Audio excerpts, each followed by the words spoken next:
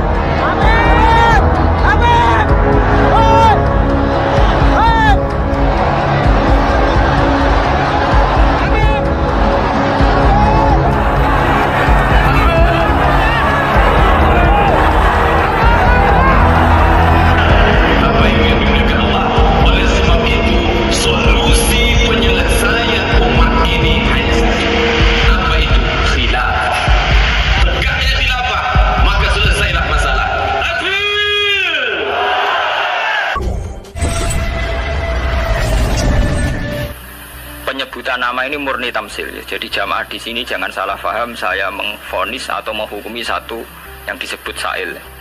yang disebut penanya, karena organisasi itu kan apa? Musiman. Misalnya di Mesir bisanya Ikhwan, kalau di Irak bisa Partai Ba'ath, di Indonesia bisa Golkar, bisa HTI, bisa NU. Makanya saya katakan organisasi itu apa? Musiman. Jadi yang sampean tanyakan kayak HTI itu tentang niat ingin mempersatukan umat Islam sedunia. Saya pikir semua umat Islam tiap kiai masih pas tukaran lah ya tetap muni wa'tasimu bihablillahi jami'a wala tafar. Kiai PKB nak pidato, kiai saiki do pecah. Orang lakoni wa'tasimu bihablillahi jami'an wala tafar. Sama HTI juga gitu. Dengan dia bikin organisasi sendiri, tidak mau ikut NU atau Muhammadiyah, bukti dia sendiri bikin perpecahan kan. Kalau dia hati legowo ngapain tidak milih yang sudah ada dan berjalan? Karena bikin organisasi baru itu sekedar diterima itu sak penggawean. Gamane cara Jawa krungu liyane NU mbek Muhammadiyah wis jinjo. Wis napa? Jinjo mergo gak populer. Kurang hebatnya FPI. FPI itu dipimpin oleh seorang Habib yang misinya jelas nahi mungkar. Itu di Jakarta juga ada kuat besar. Kalau niat baik semua umat Islam sedunia punya niat baik semua. Tapi pada level teknis atau kefiyah apa mungkin? Paling banter sebatas nih. Lho nggih sampean saiki penggali. Di Indonesia menurut kula pribadi. Kula nu cocok ra cocok, cara ditakoki pangeran hak kuwi organisasi apa? Kula hanya milih di antara dua, NU atau Muhammadiyah. Untuk konteks Indonesia loh. Karena secara umum Rasulullah ngendikan bahwa kamu harus mengikuti al-jamaah, fa inna yadawi ma'al jamaah. Karena bikin yang baru-baru ini malah bingung kan. Setiap orang karena punya klaim fahamnya sendiri kemudian bikin ada HTI, ada jamaah tabligh, ada DI. Itu semua kan karena dari kekecewaan-kekecewaan itu. Tiap kecewa enggak? Nanti pengajian tafsir ya gitu. Makanya saya pakai Jalalain. Lain itu sudah ada pakai Jalalain. Kajian gini di UGM, di ZUI, di UI itu sudah pakai Quran langsung. Ya ini kayak MTA itu majelis tafsir Al-Quran itu. Ya fahamnya macam-macam. Wong MTA teng Solo niku konten sing darani asu itu tidak apa-apa anjing. Karena di Quran yang diharamkan hanya celek. Jadi sampean jangan terjebak. Sampean sebagai orang modern jangan terjebak. Kalau niat itu baik semua. Tapi ketika muni mempersatukan umat Islam dengan dia bikin organisasi sendiri dengan nama sendiri, gue nambahi jumlah perpecahan. Lo enggak toh, misalnya organisasi ada Muhammadiyah, berarti percaya mau loro toh? Gara-gara sampean gawe dhewe percaya telu toh? Enggak kecewane gawe percaya papat toh? Aduh, tetep loro ae, suatu saat rukun gampang loro ae. Tapi nek ana jamaah napa MTA wonten napa Hizbut Tahrir wonten macam-macam niku. Mulane cocok ra cocok ora usah mutu. Nek ora cocok ya aja gawe organisasi dhewe. Itu malah wae. Kula nu kenal Pak Dirjen Depak, sering minta saran sama saya Dirjen Depak di Jakarta. Pak, saya ini pusing jadi Dirjen Depak. Ya saya ini kandidat menteri kalau. Nah kalau saya jadi menteri doakan jadi menteri. Lalu apa Pak setelah sampai jadi menteri? Ya peta kok Bapak ngadepi aliran-aliran sing tercatat tuh wira ning Depak 215 aliran teng Islam piro. Pinten 200. Pondok salah wae gayane dhewe kowe nyatet carane sendakep wong NU pirang-pirang. Nek toreko ning Indonesia piro? Mulai Naksabandi Qadari Tijani engko aliran Wahidiyah Ahmadiyah buah entek tekem wis wiridane ngoten carane gedhe-gedhe ana ilmune. Jadi nak nganan itu pas dok jantung, mendiluk pas jantung, gedek-gedek nak keliru ya. Makanya kalau niat, semua orang itu baik. Tentu kabeh kiai sing tukaran lah, kiai saiki ora gelem rukun ngene. Sing muni ngono ora rukun dhewe piye zaman akhir. Tentang demokrasi mohon kula wingi jawab. Demokrasi itu kan sesuatu yang tidak pernah ada. Ada orang Amerika bilang, Mbak, di Amerika demokrasi apa? Partai hanya ada dua. Apalagi partai liya ya serai. Di Amerika itu hanya ada Republik dan Demokrat. Makanya pakar-pakar demokrasi ya di Amerika itu. Negara demokratis sejati itu Iran, partainya nganti 200. Amerika itu kan demokrasi, tapi orang tidak punya pilihan. Mau tidak mau ya harus Demokrat atau Republik. Demokrasi itu kan orang boleh menentukan pilihannya sendiri. Tapi kan orang itu kumpul orang banyak. Makanya di Inggris itu pernah jadi polemik begini. Pemilik tanah itu boleh ngelola tanah semaunya. Tapi misalnya sekarang terus digawe contoh ono seniman gawe WC nang ngarep omah terbuka. Jadi nak nguyah ngising ya udah ning tanahe dhewe. Lah tanggane nyoal gak iso wong ning tanahe. Akhirnya dirubah konstitusinya. Boleh mengelola tanahnya sendiri yang tidak mengganggu orang lain. Akhirnya mereka ditambahi kan. Lah demokrasi ya ngono. Orang boleh menentukan sikapnya sendiri. Lah anak sikapnya mendemeni bojone wong. Padha karepe misalnya. Bojone wong kuwi ya seneng kowe ya seneng. Selingkuh. Selingkuh ora halal. Mereka orang boleh menentukan perilakunya sendiri. Makanya kriteria demokrasi itu di baratlah demokrasi adalah hak untuk hidup, memilih agama, memilih kepercayaan. Tapi tetap pada bingkai aturan. Cuma aturan itu yang mereka tidak mau, milih Islam atau apa, milih konstitusi hukum positif, yaitu hukum-hukum legal, ilegal. Tapi tidak bisa, hidup tanpa aturan tidak bisa, karena tentu kita terkait sama hak orang lain. Misalnya gue di tanah tanam di. Nah, misalnya terus gue gawe WC ning ngarep terbuka, nah wong ayo. Nah, sama itu yang kita pikirkan. Tapi saya lebih tertarik pertanyaan yang pertama. Jadi sampean jangan pernah ya tertipu oleh berbagai jargon organisasi baru yang ingin bikin lebih baik. Karena itu hanya jargon saja, hanya kampanye saja. Faktanya tidak mudah. Wong NU yang wis suwi lahir, Muhammadiyah suwi lahir kepen ideal atau ideal? Pemene organisasi anyar. NU lahir mulai Mbah Hasim. Iku wae proklamasi ini napa jenenge peresmiane. Lahirnya sedurunge zaman tahun 11 zaman Sayyidina Mekah, golongane Mbah Muhaimin, golongane Mbah Hasim zaman damel Samratul Raudhah teng Mekah. Niku ora tau ideal. Muhammadiyah ora tau ideal, pemene gawe anyar. Lah kados HTI ini aku lo kenal beca HTI, sampean apa ngamat? Aku akrab sedan dan kanca-kanca kula HTI ini ku atas sing kenal lho. Kenane wanita-wanita HTI ku demo pro poligami. Mergo dekne risau poligami kok disoal zaman rame-ramene agim poligami akeh demo anti poligami. Lha iku perempuan HTI ku demo pro napa? Poligami. Nggo nunjukno nek syariat Islam olehno poligami. Tapi ditakoki wartan, apa betul ibu ikhlas kalau suaminya berpoligami? Ya ora siap tenan. Urusane pernah. Wong Islam kabeh tentang poligami itu kan murni perasaan saja. Artinya wong wedok nentang. Nah cara aku rasa ditentang ora kuat. Mbok olehno ora kuat. Ya sampean poligami mulai dhisik santi tak roh nak halal. Tetap dora poligami kan butuh dana bareng kan. Butuh dana rasa dilarang enggak? Yang jelas ngoten nggih. Organisasi itu masalah musiman. Di Mesir itu karena kecewa dengan partai pemerintah juga ada Ikhwanul Muslimin. Nanti di Mekah juga sekarang mulai banyak organisasi kepercayaan itu mulai kuat. Di Arab sendiri juga banyak perpecahan. Indonesia nggih sama. Nggih to riyen wonten PSI, Serikat Dagang Indonesia. Riyen sederenge SI Serikat Islam niku riyen Serikat Dagang. Karena dulu Cokro Aminoto mendirikan itu untuk melawan Cina-Cina kok juga. Jadi Solo sama Jogja dikuasai Cina perdagangan. Islam keok. Terus beliau kerja sama tokoh-tokoh Badik supaya Badik dikuasai Islam. Sehingga dulu berdirinya itu Serikat Dagang. Makanya saya itu sering mati khai Cokro Aminoto. Beliau karena punya kompeten Izzatil Islam, itu terus dagangnya dibuang, hanya SI Serikat Islam. Nah, itu sampai beliau di ruangnya mek mantu Pak Karno. Pak Karno itu makanya terima kasih sekali sama Cokro Aminoto. Beliau itu yang nempa mental ketokohan, tahu mantune Kiai Soekarno. Orang PKI itu lan. Fahamis komunis. Beliau itu kan terima paham komunis. Beliau itu muslim menerima paham komunis. Sampai sempat bikin negara sing jenenge napa NASA.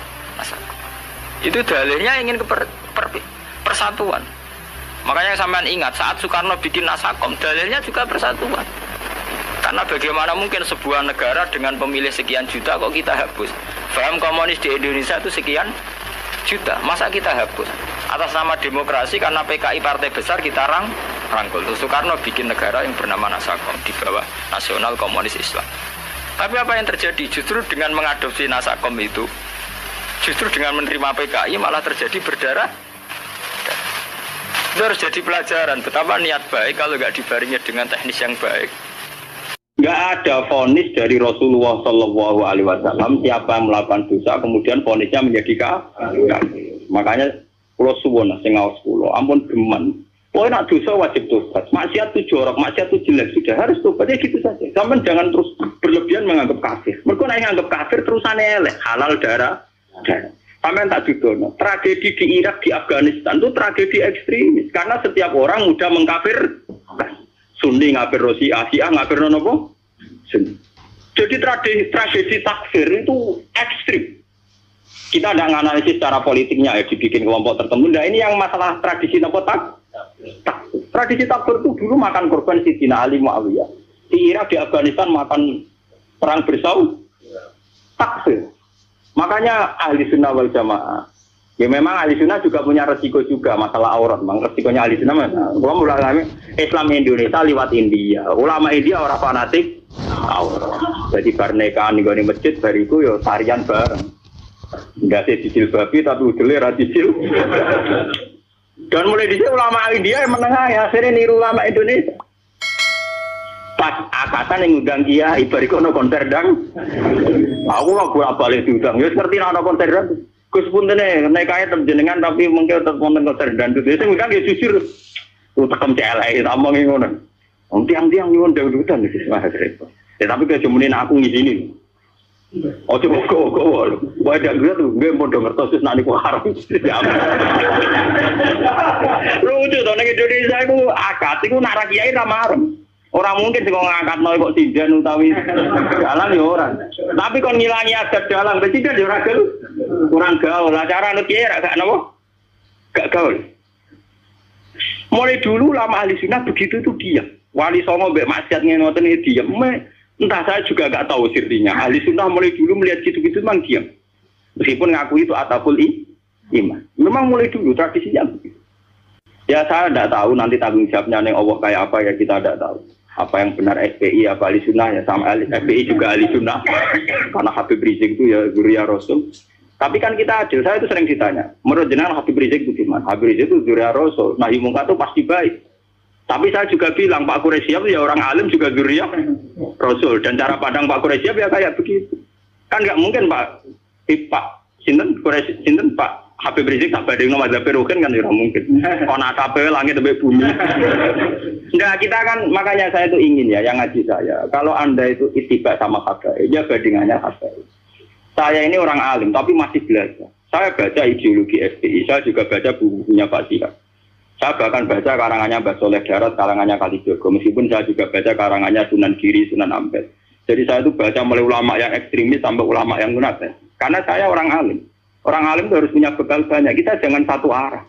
Kalau sampean mengidolakan Habib yang keras karena itu Habib, Mbak Quraisyab apa tidak? Habib. Beliau juga profesor doktor orang ahli tafsir. Tapi beliau tenang saja. Wawancara ning Metro TV. Sing wawancara ini kok lho bintang blotor lho. Wong sing wawancara iki sinten? Ini guru Pak Quraisyab mau ngalim soleh di bawahnya ini ke tenang. Saudara bahasaku merem-merem. Lagi lho iki nyata gitu. Sing wawancara Pak Siap sinten? Ini ke bintang nomor ya. Bodoh biasa rong. Lho nak loroe mergo wong alim peneliti ra sampean nek mati kan beda. Ya padha-padha roh tapi bijine beda, paham? Yo beda to. Wong alim nak ngamati iku neliti. Nak wong awam nek tulisannya tetap beda. Wah, padune jenengan ora tetep beda so ayo percaya. Itu awes ning akhirat cocokan. Lho tes bener. Wong alim mulai kowe roh kitab iku lali mutolaah. Sampeyan iki eling. Padha-padha bergelok film. Pak Siap itu biasa. Ya memang beliau gitu. Memang ya beliau punya sanad juga. Punya sanad juga cara ngadepi masyarakat begitu. Apalagi sanad itu didukung fakta. Kiai yang sabar berdakwah tanpa menfonis, toh nyatanya lebih bisa dandani ketimbang yang main fonis. Makanya kita punya khazanah dulu ada Gusme. Ya banyak. Makanya ini guyonan saya dulu zaman di sarang itu begitu. Lonte itu wong ahli maksiat, maling yo ahli maksiat.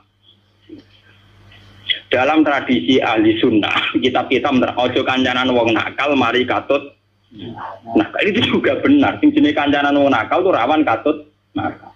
Tapi kita juga punya satu mandat, satu metode. Barang mungkar udah dadekno apik.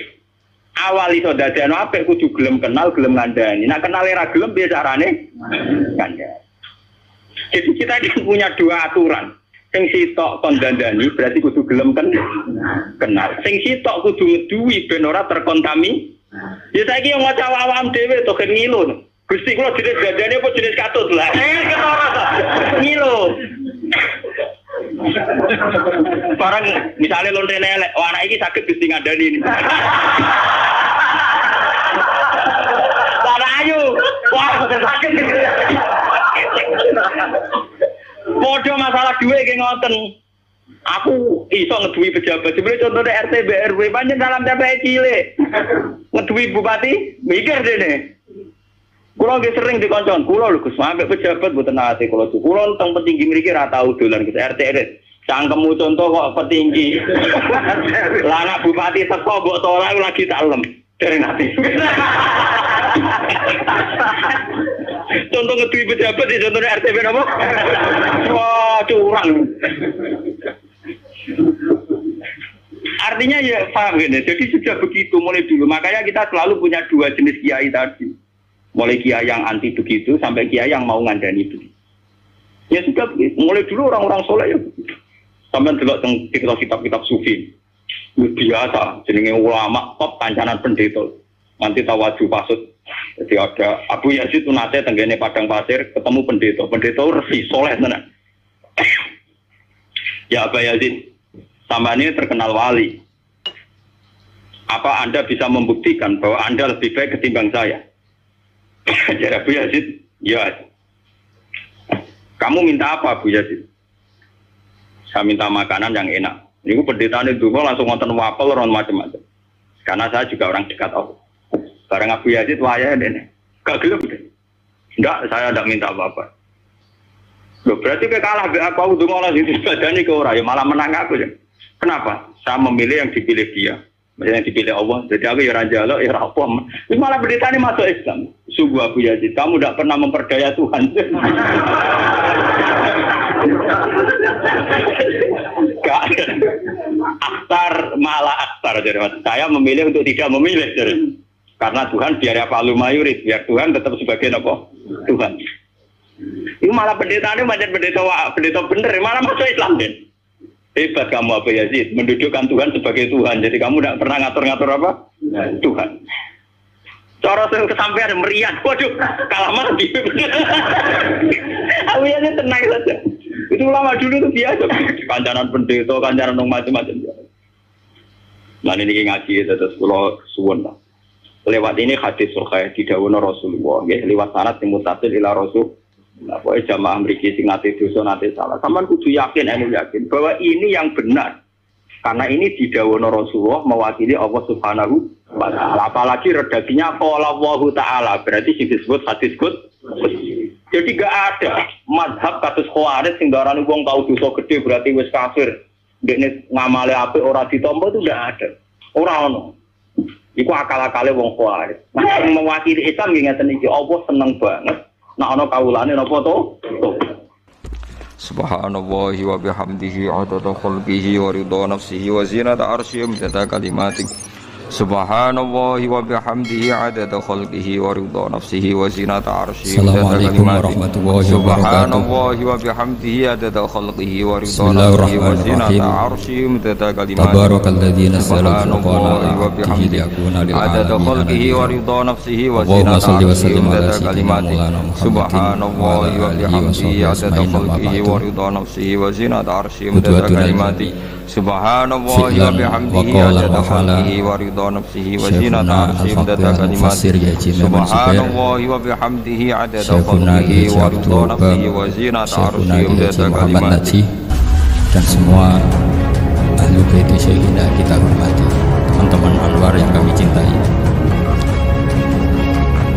Sebelumnya saya mohon maaf karena saya harus di atas, padahal kita ini fi taqatin wahidah, sama-sama tahta syekhin wahid, tahta murabbin wahid, yaitu Syekhina Ki Haji Maimun Zubair. Dari sisi itu saya minta maaf. Dari sisi yang lain jenengan harus minta maaf saya karena ini bully saya. Artinya bully itu kesannya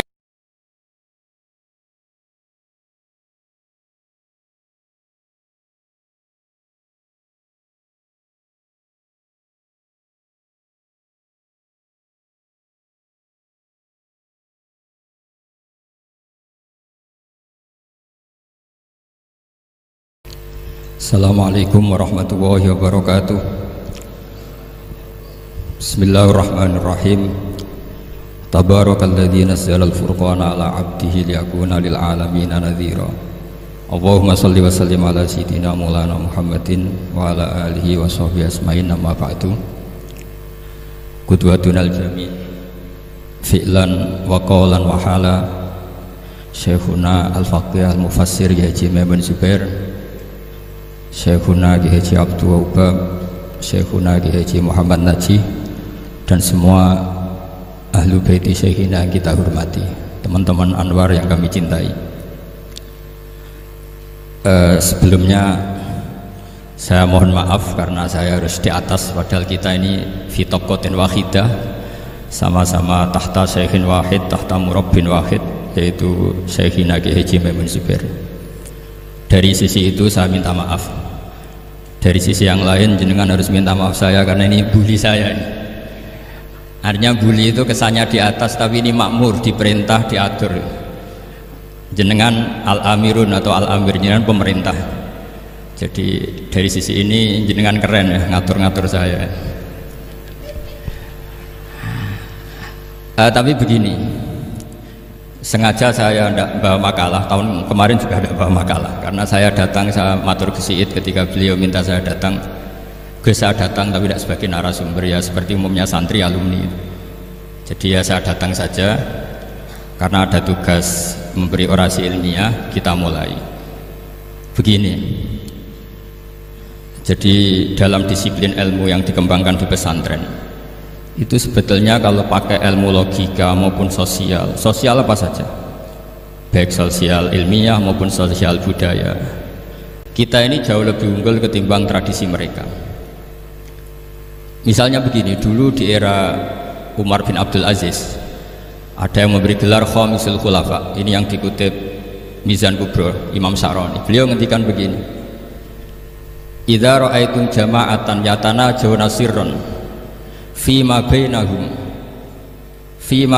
fi amri dinihim, itu fasyadu anna dzalika dhalalun wa bid'atun. Jika kamu melihat satu komunitas tertentu yang bisik-bisik agama tapi di grupnya mereka sendiri tanpa melibatkan kelompok lain yang mungkin a'lama minhum, lebih alim, maka itu sesat, dhalalun wa bid'atun. Sehingga dulu itu sudah ada tradisi konsensus ilmiah. Konsensus ilmiah ini diputuskan oleh konsensus yang min ahlil ilmi, sehingga orang yang tidak ngalim itu ya konangan.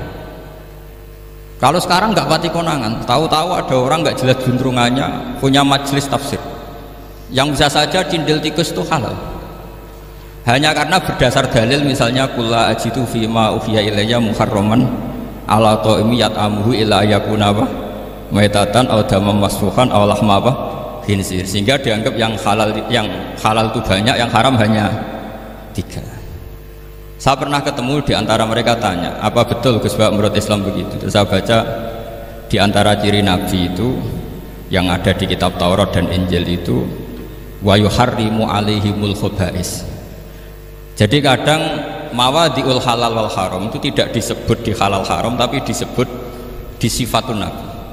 Sifatnya Nabi adalah wa yadau anhum israhum wal aghlal allati kanat alaihim. Di antara sekian sifat itu wa yuharrimu alaihimul khobais, dan Nabi mengharamkan sesuatu yang menjijikkan. Nah kira-kira itu cindil tikus itu kalau sampean dakok di ruang tamu menjijikkan enggak? Ya jijik, ya sudah haram saja kata saya.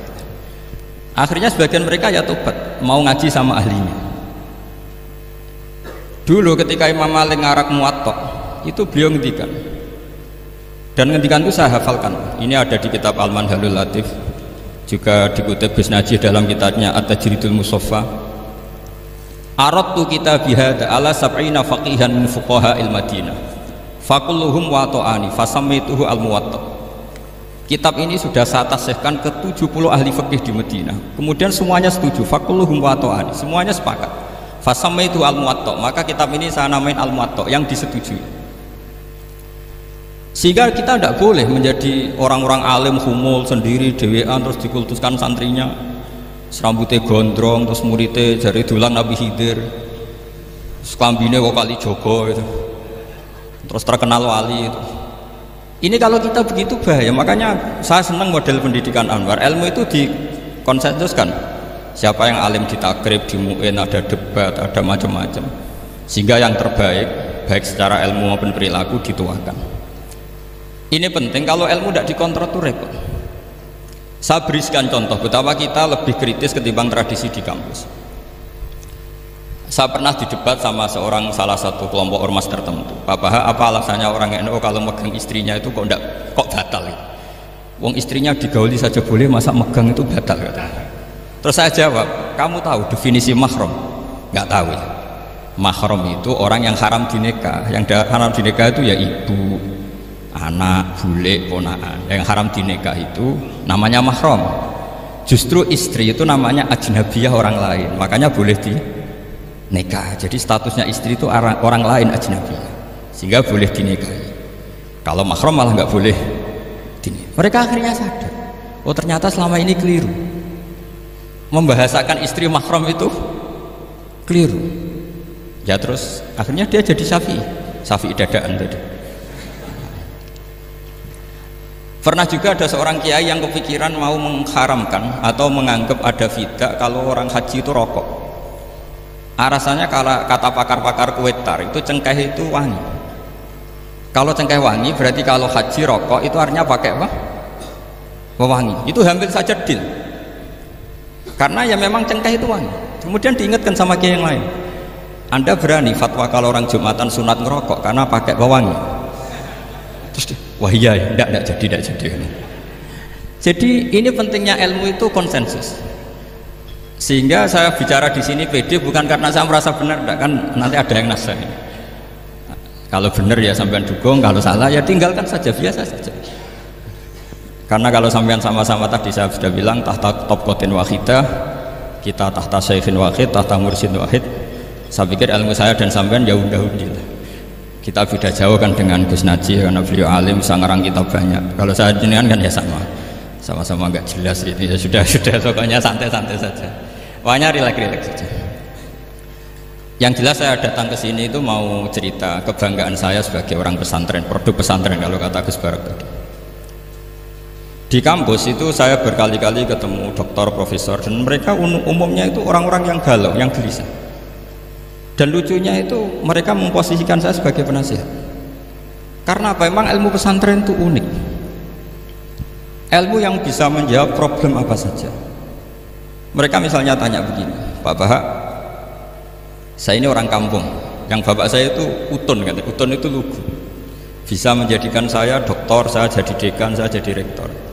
Tapi setelah di kota, dengan sekian ilmu yang saya pelajari dari Eropa, dari Amerika, sekedar anak saya tidak narkoba itu sudah susah, kok ranking, nggak dengar anak saya ditangkap BNN itu sudah seneng saya.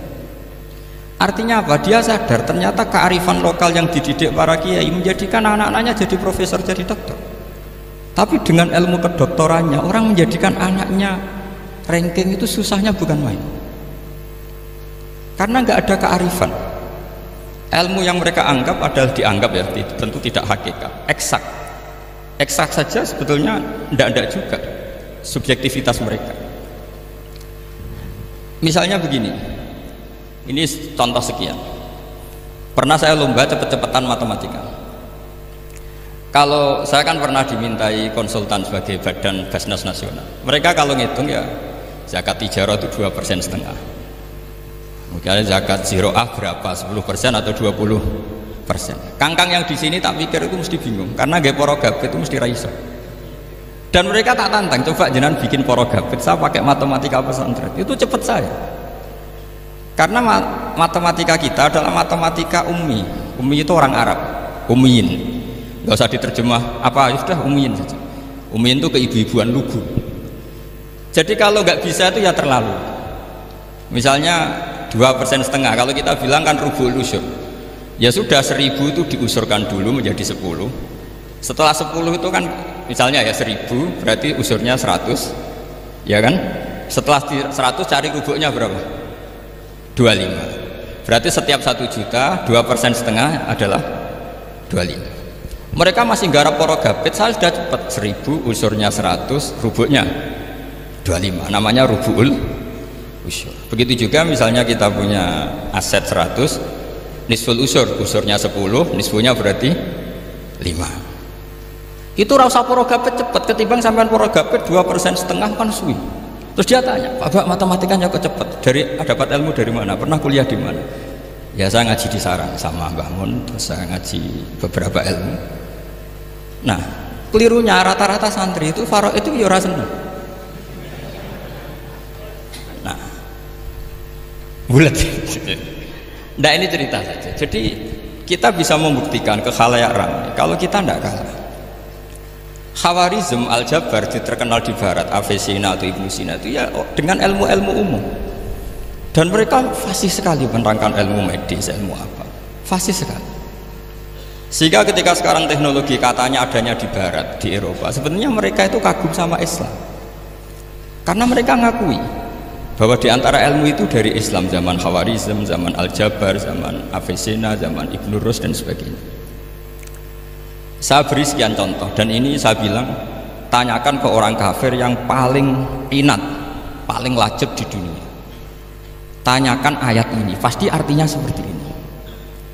Yaitu ketika ada fenomena likuifaksi, tentu kalau di Jogja kan ada grup ilmiah. Mereka tanya saya, Pak Bahak, apa ada teori manusia itu ditenggelamkan di bumi? Yang teori, bukan kasus, bukan peristiwa sejarah. Kalau peristiwa sejarah kan ada korun. Saya ditanya gitu terus saya jawab, aamin tuman fis sama ayakhsifa bikumul ardo fa idza hiya tamur. Apa kamu merasa aman di dunia sementara pengendali langit, man fis sama itu pengendali langit?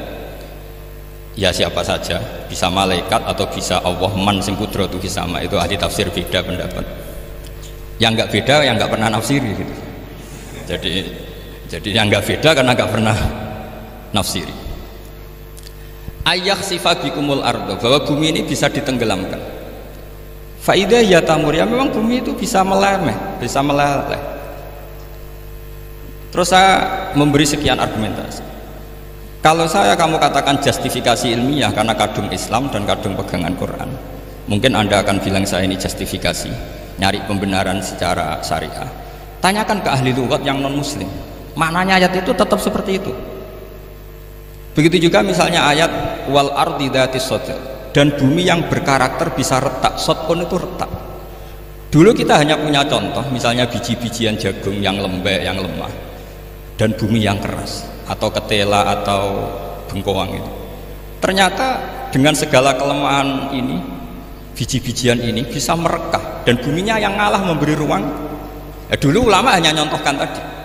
Misalnya kalfinto apa saja yang bisa bumi mengalah dengan proses tumbuhnya tanam. Tapi itu kan qaulul mufassir. Kenangan saya ngaji ya, makanya saya bangga sekali sebagai murid beliau. Saya memberi gelar beliau al-faqih al-mufassir. Faqih betul karena beliau putra Mbah Zubair yang ma'ruf bil fiqhi. Dan al-mufassir beliau itu murid Said Alawi yang ngarang takriran Faidul Khabir itu dengan Habib Muhsin Al-Musawa itu. Ini penting, sanad kita ini penting, dan kita insya Allah sebagai murid tidak akan merusak sanad itu. Dan yang merusak sanad itu gurunya alim, baik guru alim terus kita bodoh, itu merusak sanad. Saya masih ingat di Dawi Mbah Mun, wong jagoan merusak sanad. Ibnu Hajar Al Asqalani ngalim-ngalim wong di murid Zakaria Al Ansori, beliau di murid Ibnu Hajar, terus di murid Fathul Mu'in. Jadi kiai nak di murid ngalim yo isin. Nah kita berlomba-lomba supaya gak ngisi-ngisinin apa kiai. Ya ini kan kompetisi. Kalau gak kasih alim ya ngaku alim saja lah supaya ya nggak apa-apa. Artinya ya cukup lah kalau di daerah masing-masing kan. Saya pernah sama satu temen itu, Gus kula wis ngalim kok iso. Kula niku tiyang Sragen. Urip kula teng kaki Joko Samudra. Jadi kok kula ngeten iki pun alim. Ketika dia nakal dan pengurus nyurati orang tuanya memberitahu kalau anaknya nakal, dia tenang saja. Tak tanya, kenapa kamu tenang? Bapakku buta huruf. Jadi pengurus nyurati itu ya tenang saja dia. Karena dia tahu orang tuanya itu buta. Kok nikmat kok enggak saya najar. Ya tapi insya Allah barokatuh Syekhina semua itu tetap berkah. Karena itu awal hidayat di daerah masing-masing. Itu tidak perlu alim, sudah hebat. Karena ya nggak perlu lah. Kalau alim betul malah nggak sempat dakwah. Begini, ini penting saya utarakan. Karena sanad keguruan itu pernah saya cek. Ini cerita ini tahadus bin Iman. Guyonannya ulama meskipun guyonan itu ternyata musalsal.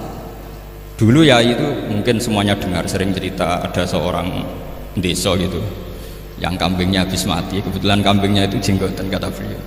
Itu ada khotib yang jenggotan tuh nangis. Sempat khotibnya itu GR kalau dia itu ya ta'assar di mau idoti. Ya ta'assar sampai apa? Nangis sih. Ternyata enggak. Dia ingat khotib itu ingat kambingnya yang mati. Itu cerita Yai dulu dan diulang-ulang. Ternyata saya baca, kalau sama nggak percaya baca di Al-Fawaid Asy-Syatiriyah atau Al-Fawaid Al-Haramiyah. Itu karangannya Habib Salim Asy-Syatiri. Beliau dekat sekali dengan Gus Najib, pernah nginep di beliau.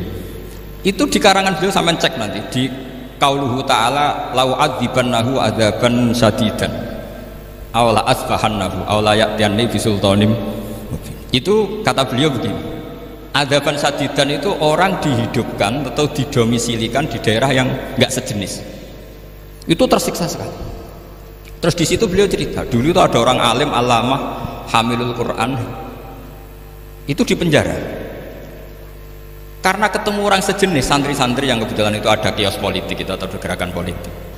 Itu di penjara itu asik saja. Bahkan banyak alumni penjara itu berhafal Quran. Yang sebelum hafal ada yang bebas, nggak mau bebas karena ingin meneruskan hafalan dengan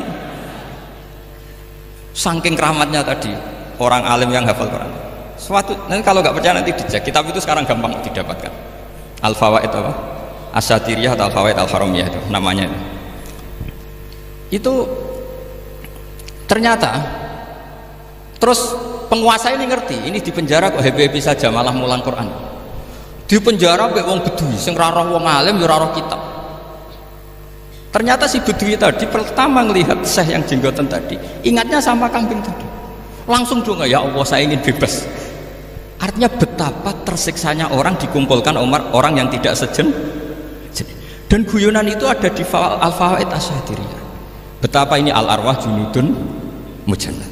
Mbah Mun muridnya Sayyid Alawi pernah cerita itu, meskipun dengan analogi kias yang beda. Sayyid Habib Salim Asy-Syatiri itu malah cerita itu ditadwin, dimudawankan, yaitu ditulis di kitab. Itu kan luar biasa. Dan saya punya kitab itu. Kemudian yang sama lagi adalah Yai sering berkeyakinan annal ardo kurawiyah. Meskipun sampean mungkin lihat di video-video nak bumi itu flat, itu orang nggak mau mikir mungkin ya. Annal ardo kurawiyah.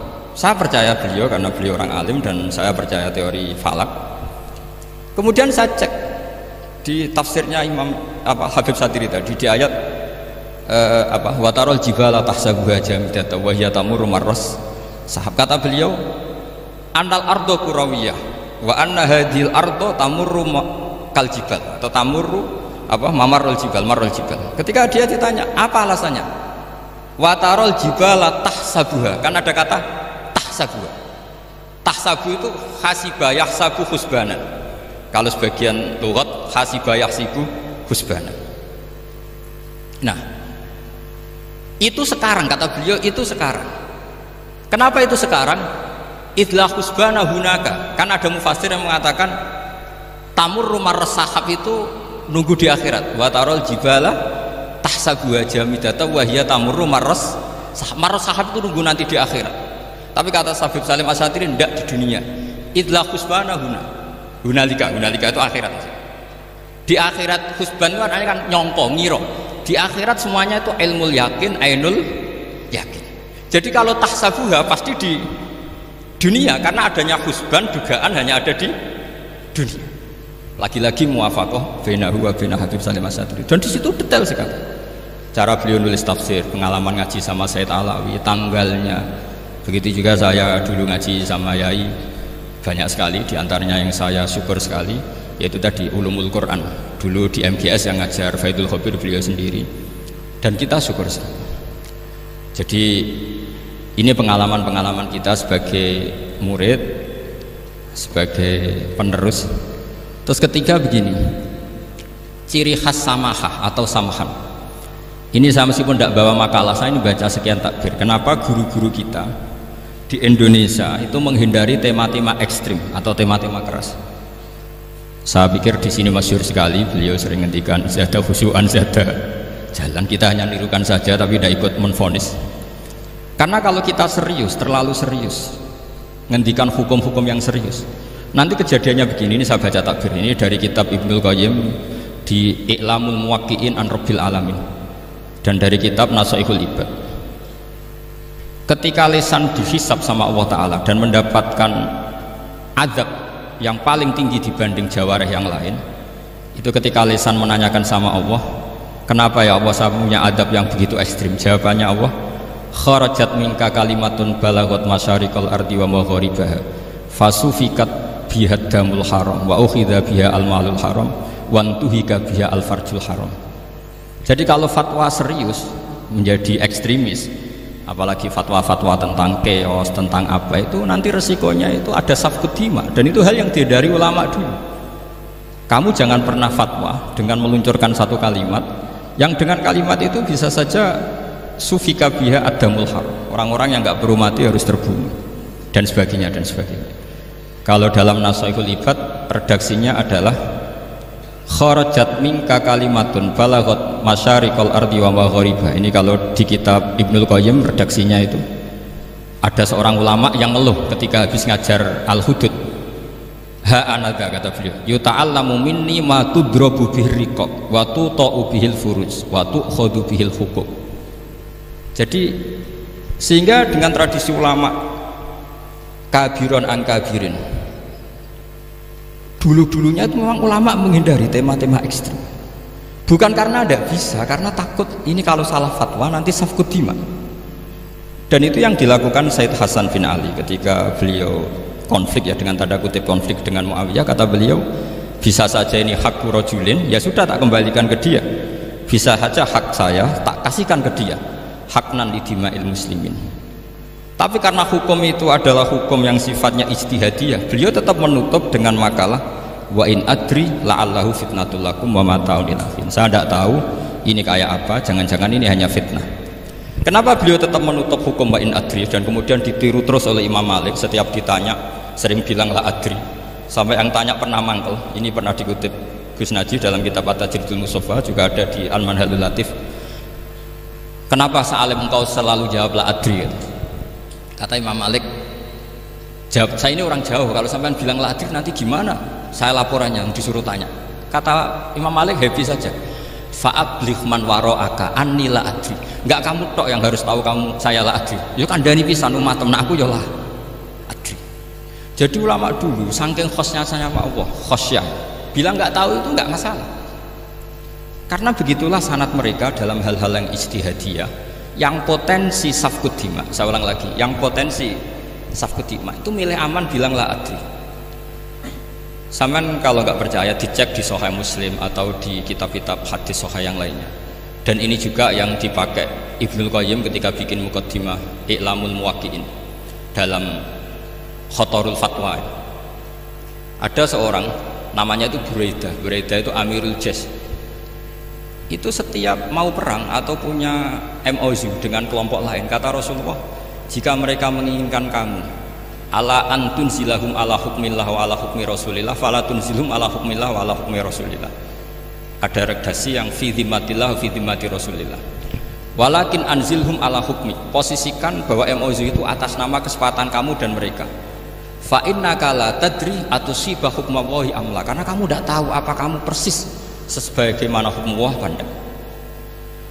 Kamu tidak bisa misalnya secara fikih, misalnya ada Zaid ini kafir harbi, terus kamu bilang ini wajib diperangi karena kafir harbi. Oke, itu mungkin. Tapi masalahnya bisa saja khusus Zaid ini ada sunnatullah, ada ilmu Allah yang mau diberi hidayat sehingga ada perlakuan khusus. Sampai lihat dalam Asra Badrin, itu yang ketangkap di Asra Badrin itu kan semuanya kafir harbi. Ini alhamdulillah ini beliau rawuh.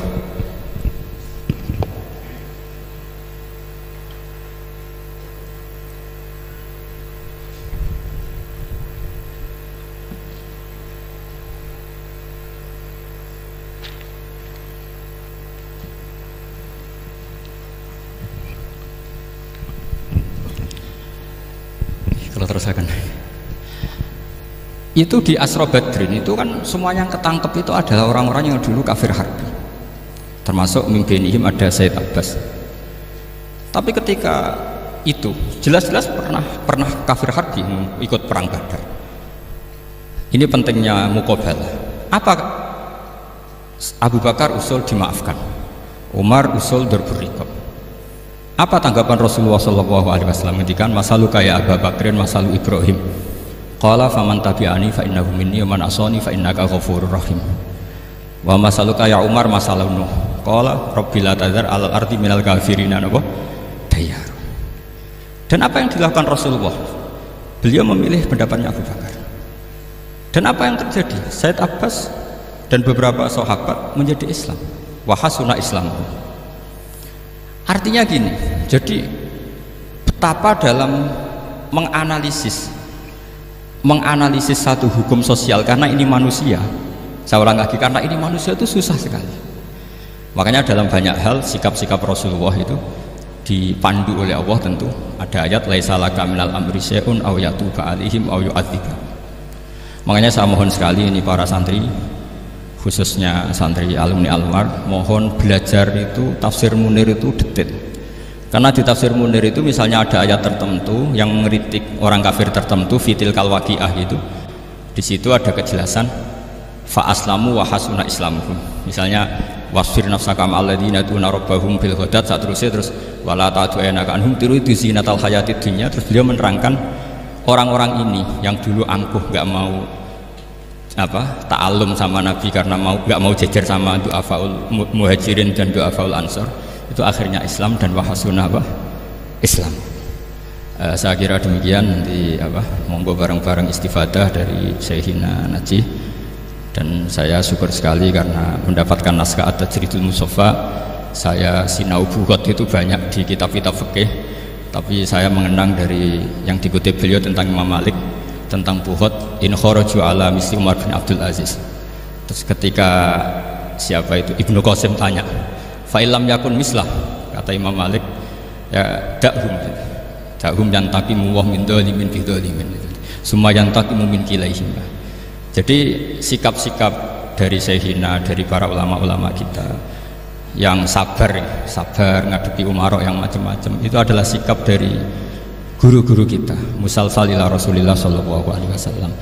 Ini penting saya utarakan karena jangan sampai kritis kita sampai menjadikan bangsa ini keos. Kalau keos nanti safkud dima, tentu itu yang enggak diinginkan Sayyid Hasan bin Ali, dan beliau dapat gelar dari Rasulullah inna ibni hadza la sayyidun wa la'allahu yuslihu bi baina fi'atin azimatin. Saya kira demikian, dan bareng-bareng monggo istifadah dari Syekhina Najih.